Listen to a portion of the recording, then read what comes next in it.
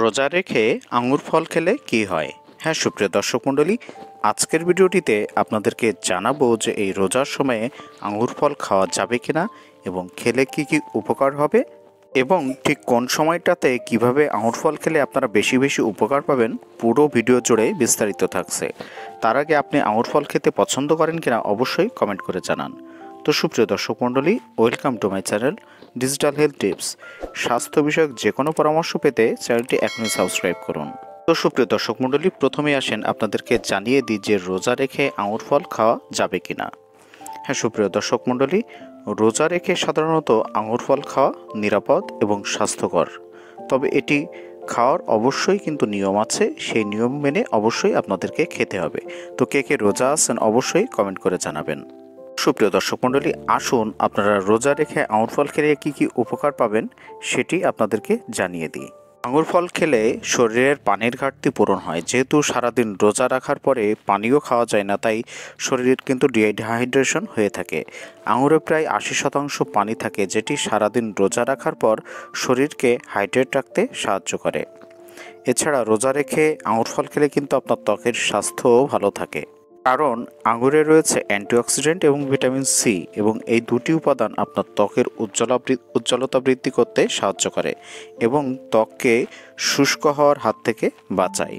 এছাড়া সারাদিন রোজা রাখার পর কিন্তু আপনার শক্তির ঘাটতি থাকে।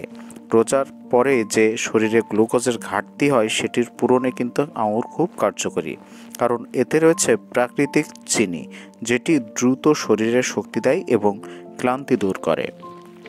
এছাড়া আঙুরে যেহেতু ফাইবার রয়েছে, তাই এটি কিন্তু সহজেই হজম হয় এবং কোষ্ঠকাঠিন্য দূর করতে সাহায্য করে, যেটি রোজার সময় খুব প্রয়োজন। কারণ দীর্ঘ সময় রোজা রাখার পরে অনেকের শরীর গরম হয়ে সেক্ষেত্রে তাদের হজমের গোলযোগ দেখা যায় এবং কোষ্ঠকাঠিন্য দেখা দিতে থাকে।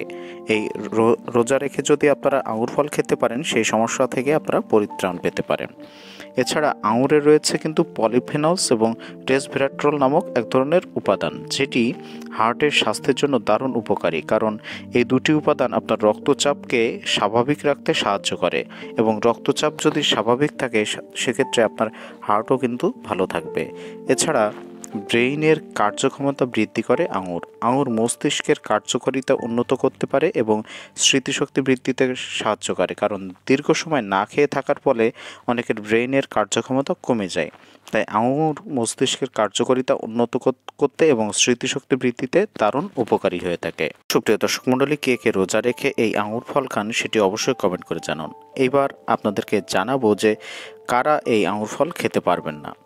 যারা ডায়াবেটিস রোগী রয়েছেন বা গর্ভকালীন ডায়াবেটিসের ঝুঁকিতে রয়েছেন, তারা কিন্তু আঙুর ফল অবশ্যই সীমিত পরিমাণে খাবেন। কারণ যেহেতু এতে গ্লুকোজের পরিমাণ বেশি রয়েছে, তাই এটি খেলে কিন্তু আপনার রক্তের শর্করার পরিমাণ বাড়তে পারে, অর্থাৎ ডায়াবেটিস রোগীদের জন্য কিন্তু ঝুঁকিপূর্ণ। তো এখন আসেন বলে দিই যে কখন এটি খাওয়া ভালো। ইফতারে খেজুরের পাশাপাশি আঙুর খেলে আপনারা তাৎক্ষণিক শক্তি পাবেন।